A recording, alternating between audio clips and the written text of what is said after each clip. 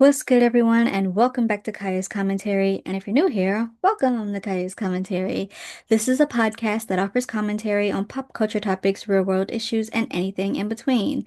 This is episode 7 of my 13-part series entitled Picture This, where I look at Black, Indigenous people of color representation in media of the past and how that affects their presence in the science fiction and fantasy genres of today. In episode 6, we covered race and its effects on Arab communities, and today we are finally getting to BIPOC communities in speculative fiction.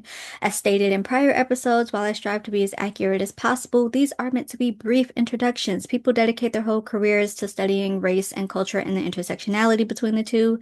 Even with my BA in theater arts and my MA in mass comm, arguably two research-based degrees, I'm still not going to be able to tackle everything in the 30 to 45 minutes that I hope these videos at least somewhat round out to.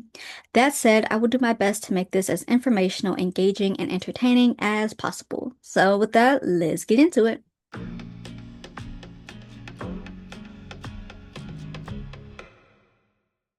So you'll notice in the last 5 episodes that I really spoke more to the Western comedy and drama categories and their progressions or lack thereof for certain groups. But what about speculative fiction? Although these videos are meant to overall center on sci-fi and fantasy, horror technically is in that speculative fiction genre, so let's briefly discuss it. Filmmaker and TikToker LP Longmire awesomely breaks down the subgenres of horror. So according to him, feminist horror is living in a society that doesn't believe you and continuously being silenced by it so that when you finally break, it's monstrously so, and that will look different depending on the race. So a white feminist horror is certainly going to look different than a black feminist horror because that level of silencing is not the same. White horror, especially centered around white men, are characters realizing that they are the monsters of the story all along. So in the book I Am Legend, the white protagonist has to come to terms with the fact that he is the monster to the legends of the vampire. You know, in our society, they would be the legends, but in their society, he's the monster, he's the hunter, and he has to come to terms with that. Now, look, I know we all hate the ending of the movie I Am Legend, but when you understand this concept, you just can't make Will Smith the monster, as that's positioning someone from a historically oppressed community as the monster to an all-white presenting vampire group. Now, I know without this context, we might have liked it in the film. I also did not like the ending to I Am Legend, but again, with this concept, it's just not going to have the same meaning. It's not going to hit the same. You can't do it. Black horror represents the survival in a system not made for you, and when things take a turn and the threat of losing your autonomy is present, the white characters around you will continue to reassure you that everything is fine when things are indeed about to fall apart.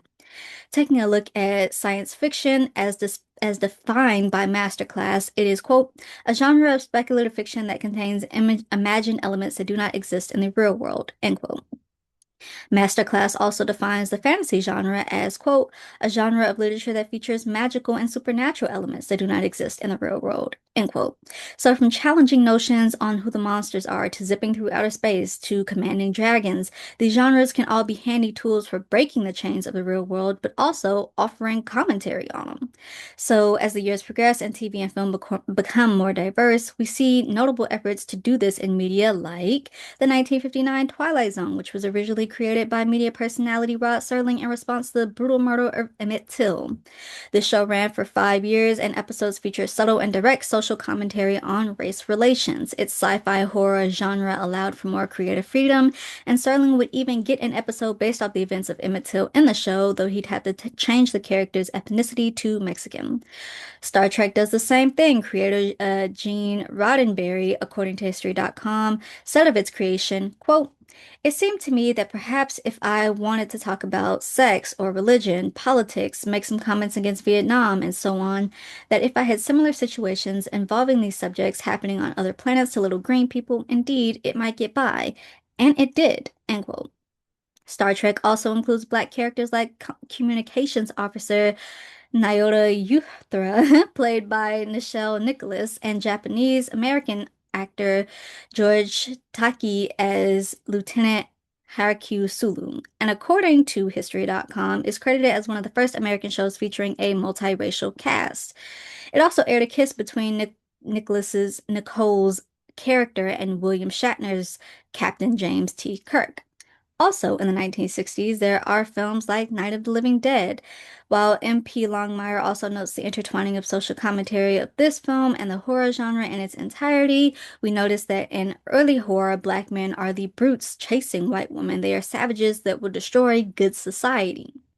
But in Night of the Living Dead, the black man defends and protects this white woman from zombies for the sole reason of it being the right thing to do. Despite the creator's denial of its racial messaging, it still pushed back on the brute and savage stereotype at a time of civil rights demonstrations and unrest following Martin Luther King Jr.'s assassination. In the 1970s, Star Wars, a story about civil resistance and oppressive systems, introduces the character of Lando Calrissian, played by Billy D. Williams, who aids and later becomes a heroic rebel fighter for the resistance. The prequels continue to add faces of color in the 80s and into the 90s and well into the late 2010s and into the early 2020s, where we are now. Now, to the 80s and 90s, to the prequels, that's not always well done. Looking at you, Jar Jar Binks. Look, Misa no thinks Jar Jar Binks is funny. Misa thinks he's a reminiscent of the caricatures of old. Now, while George Lucas, the creator, did create the originals for children, he says that. He's on record saying that, rather.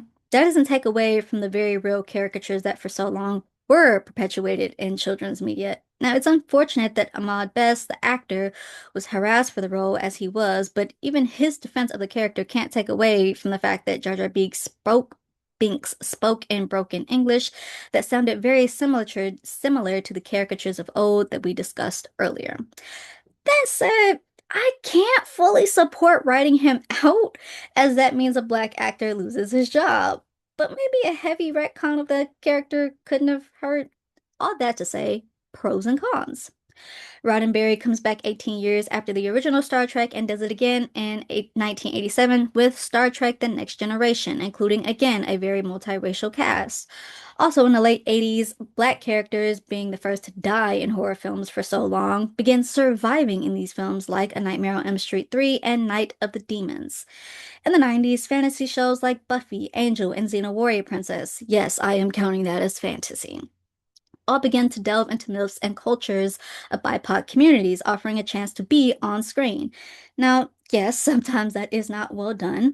Authors James and Monica Rocha, in their 2021 article, Representing Peoples Through Their Monsters, Native American and Latinx Representation in Fantasy Television, note Angel's heavily stereotyped characters of the Aztec culture. Quote, this episode in question opens on Dia de Muertes, the Day of the Dead, when the main protagonist, Angel, meets the sole surviving member of a family of famous Mexican professional wrestlers who goes by the alias Numero Cinco. Though through Angel's help, Numero Cinco, who is Mexican by nationality, finds his true self and is redeemed right before death, thus ensuring a proper afterlife. Not only does this episode storyline rely on problematic white savior trope, but it also makes liberal use of negative stereotypes against the Aztecs as the big bad of the episode and an Aztec warrior demon who doesn't really exist in Aztec folklore, end quote. We also see this same Monster of the Week episode format in the fantasy sci-fi show The X-Files, which attempts on at least two different occasions to represent Native culture. In season one, Scully and Mulder head to Browning, Montana to investigate legends of a spirit creature. Now, while I don't think it's specified in the episode, that area, the tribe I believe that would be there are the Blackfeet Nation. So while the term for the not the term, while the actual spirit itself can be linked to this nation, it's more commonly linked with, like, say, Cree tribes or others that are more closely aligned with those areas, those tribes. They do this again at the end of season two and into season three. This time, the tribe is identified as the Navajo Nation, and the elder who helps Mulder and Scully plays into that mystical guide. Mulder is quite literally, at one point in this 3 to 4 episode spanned storyline, on the brink of death. He's in that place of, do I go or do I not go? Do I stay or do I go? And so the mystical guide is just like in there in the background and talking and being mystical, and it's like It's not all that great. Xena Warrior Princess, a show set in Greece, tackles several cultures, including Chinese and Hindu cultures. Now, I remember for the Hindu episode or episodes, there was a warning at the top of the show that acknowledged that no disrespect was intended, but they could have been better at representing cultural aspects. Also in the 90s, there's Blade, a black vampire hunter. We have Candyman, then Star Trek Deep Space Nine, which features the first black captain of the Enterprise. We have Men in Black as well. As for Japanese horror, according to LP Longmire, it changes the game on religious horror and the rest of the horror genre in general. It can be used as a metaphor for generational trauma, whereas early horror films are the devil made me do it films or films that represent the possibility of guilt and passing things down to the younger generation. Films now, from the influence of Japanese horror, where the evil is more of a plague that spreads, representing that trauma that was and continues to be passed down. Something else of the 90s that I honestly hesitate to bring up is From Dusk Till Dawn. Having recently watched that, there's no way y'all are saying this is what Sinners ripped off. Like, there's no way. Starring Latinx people as vampires would have been cool if it had meaning. As it doesn't, the character Seth meets up with in the end literally says like one bar is no better or worse than the other. Like nothing, none of that mattered. None of that mattered. I personally just wouldn't be happy with that representation. Like if that was what Sinners was, I personally wouldn't have been happy with it. That said, there are those who consider it a cult classic, and I recognize that it still might have been a cool concept to, at the time at least, at least in general, latch on to as a Latinx person. So, yeah, I can't take away that feeling of, ooh, Latinx vampires, but also that is not the film that y'all say Sinners ripped off. Matter of fact, that film ripped off of Mice and Men. Anyway, in the early 2000s, fantasy shows begin to boom on networks like WB the CW. We have Smallville, Supernatural, The Vampire Diaries, and its spin-offs, The Secret Circle, The Tomorrow People, Beauty and the Beast, etc. All of these offer diversity and had cult-like followings, but sometimes being in a space isn't enough. Authors Matthews and Tran make this argument using Sony Marvel's latest Spider-Man series with Tom Holland. Quote, despite the promises of characters of color, the trilogy still positions them as secondary to white characters, with only the middleman and the low status position in flux depending on the specific triangulations. Within this trilogy, whiteness remains at the top, both for across group and within group triangulations. Ned, Brad, Liz, and MJ have their existence constructed around their relationship to Peter, the white main character, although Liz's existence is split between her relevance to Peter and her relevance to her father, who is the white main villain of the first film. End quote. They go on, quote, additionally, Ned, Brad, Liz, and MJ remain separated from and in opposition to one another. Liz and MJ serve as Peter's romantic interests and are foils in many ways, although they are both on the academic death deathlon deathlon team. They never have significant conversations with each other, with Liz positioned as pretty and popular, while MJ is not like other girls.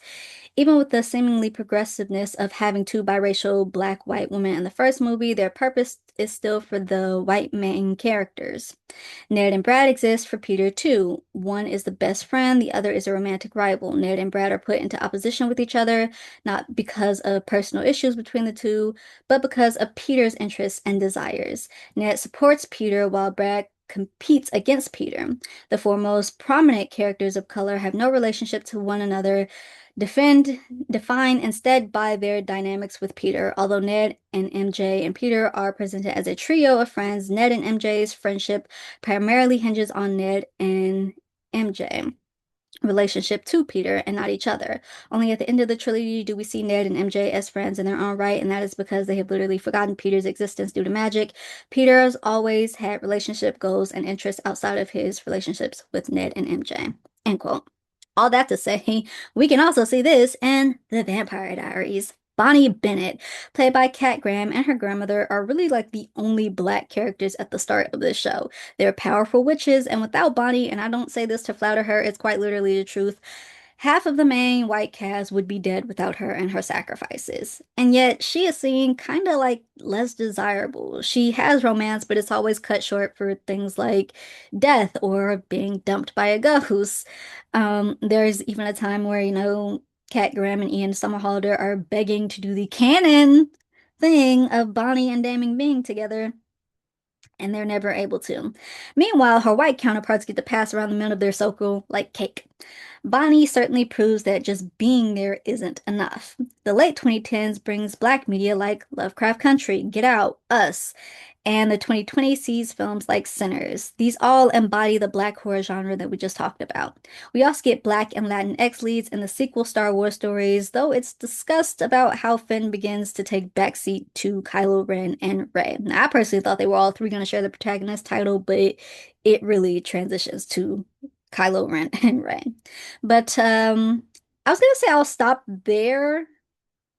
Well, I was debating about like whether or not I want to add my other spiel in here. And I think I will. So this is where we kind of get into like my actual purpose for this, and I'm explaining what the next five episodes are going to look like.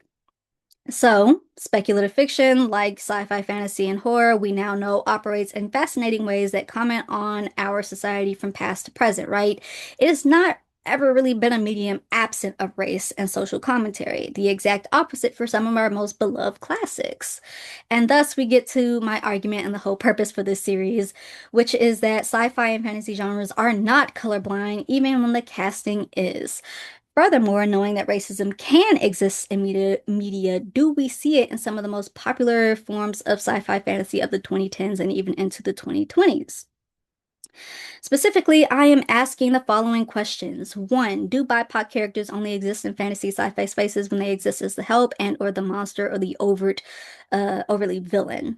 Two, do BIPOC actors receive harassment from fans for being in these spaces, like for even entering these spaces?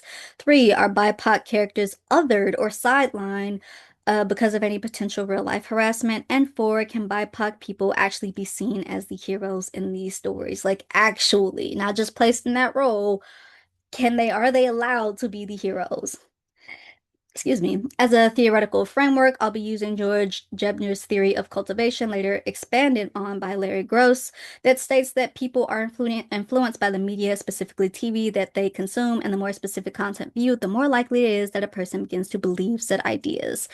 Now, that does not mean that a person who repeatedly watches violent programming will automatically become a person with violent tendencies. However, say a person repeatedly watches programs that perpetuates ideas that Black women can handle physical violence better and longer than white women can. After viewing those ideas for so long, especially with nothing, no kind of media or pushback to counter it, that person may become more inclined to believe those ideas.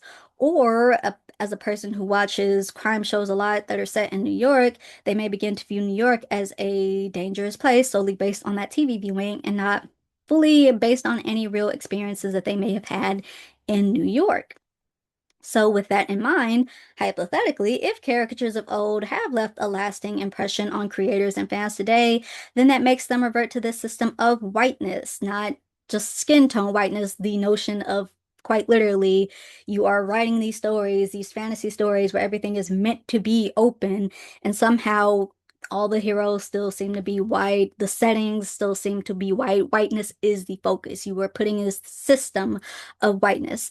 So, does that make them revert to the system of rightness and others BIPOC characters in one of the few spaces that explicitly allows for differences? So, am I calling any of these creators of these shows KKK racist? No, not necessarily. Are there going to be unintentional flaws in any medium? Yes. But your unintentional flaws should be recognized when called out and dealt with accordingly, not doubled down on because it wasn't your goal. And your intentional biases should definitely be placed aside as a creator. Once you get in the business of storytelling and telling stories, especially stories that have undercurrents of real issues in our society, you have a responsibility to accurately and respectfully tell those stories to your best abilities. Any failings, especially in favor of biases, again, should be acknowledged and handled appropriately. So, these last five episodes will be dedicated to analyzing BIPOC, the reaction of BIPOC characters, both in how the creators wrote and treat the actors and the characters, and how the fans react to the characters and the actors, in five of the most popular fantasy sci-fi shows of the early 2010s. My overall goal is to prove, or at the very least, pose the notion that sci-fi and fantasy, despite their supposed limitless possibilities, are actually very aware of the color of their actors, and that affects the way that their characters are written. So I'll be looking at a couple characters from each show and categorizing the role into one or more of the five groups. Those are one, the help or the sidekick, a one-dimensional character meant to help the white protagonist. Two, the comic relief, a one-dimensional character only meant to provide humor. Three, the hero, a well-rounded, complex protagonist. Four, the antagonist, the obstacle slash villain to the white protagonist. Now, I want to note here, even though I just set that up as a definition, the antagonist doesn't always have to be this villain. It really just depends on how you do it. So we'll see that when I get to talking about Morgan from The Walking Dead, and I'll get there. And five, other. Any other controlling image meant to, above all, push the white protagonist's story forward. So, say the sacrificial Negro. I might not have mentioned it, but we'll say that is an other. Whatever that character is at that time. Turning my attention to fan reactions, comments will be categorized into four groups. One, critically positive. The comment goes into great detail to explain why they had a favorable outlook of the character, actor, and plot that goes beyond, I liked it a lot. Two, critically negative. The comment goes into great detail to explain why they had a negative outlook that goes beyond it was just really bad. Review must also explain without dog whistle terms such as DEI hires, wokeness, radical left propaganda, and other terms used to derogatorily describe media that features a majority BIPOC cast. Three, bordering on offensive. The comment offers some explanation as to why they had a negative outlook, but also slightly personally attacks the actor, character, or plot in ways that don't speak to the skill and have nothing to do with the overall story. And four, offensive. The comment offers little explanation as to why there was a negative outlook, personally attacks actors, characters, plots using mentioned dog whistles, overtly trashes the media without adding thought to critique. So, the shows are AMC's The Walking Dead, Amazon Prime's Gen V, Netflix's The Sandman, Disney's The Acolyte, and Fox's Sleepy Hollow. Yes, I have talked a lot about Sleepy Hollow online, and yes, I understand that some may say that I am biased and therefore unable to objectively analyze the show. I won't hide that I have had a certain opinion about the way the show went. Those videos will stay up. However, characters like Bonnie Bennett, Guinevere Pendragon from BBC's Merlin, and Abby Mills are there, and the reactions that they got did inspire me to pose this question. It quite literally is the recent reason for this thesis, and therefore I can't leave it off. I can, however, promise objectivity in analyzing the good and the bad of the show and its treatment of Black and BIPOC characters on that show. Because, yes, shows can kill off any character they want, including main characters. The Walking Dead does that quite frequently. Quite. Now, you can make the argument about whether or not it's necessary, but even in unnecessary deaths, it doesn't have to automatically be some racial unjust, right? You can kill off characters, you can kill off main characters.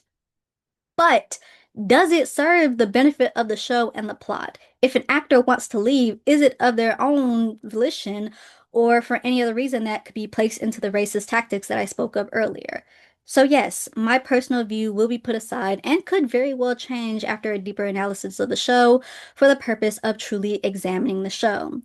Overall, as stated in prior episodes, I will do my best to make this as informational, engaging, and entertaining as possible. That is my spill. So now that we have an understanding of where we are going to go, I will stop there and we'll pick it back up with The Walking Dead. So if you like this video, be sure to like this video, leave comments down below. Let me know what you found interesting about this video. Be respectful. We can have a conversation with one another, but only if we are respectful. Thanks for listening. Thanks for watching. And like I said, stick around for the next episode where we'll be dissecting The Walking Dead and a couple of the BIPOC characters in that show.